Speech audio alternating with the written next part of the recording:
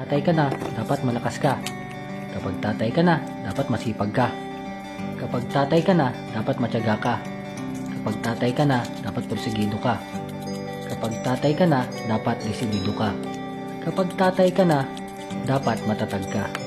In short, kapag tatay ka na, dapat responsable kang ama.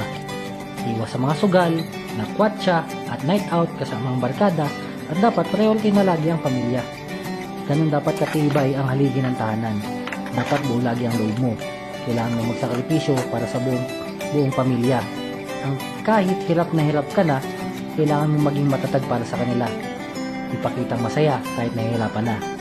Kaya laban lang sa mga kapwa ko ama o double ko man o hindi. Hirap man tayo sa ngayon, huwag tayong susuko. Balang araw, gagaan din lahat ang sitwasyon. Aayon din sa atin ito sa tamang panahon. Basta walang susuko, kapit lang at manalangin.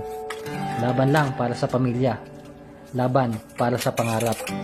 Importanteng pakatandaan, iahon natin ang kahirapan nang walang naapakang iba.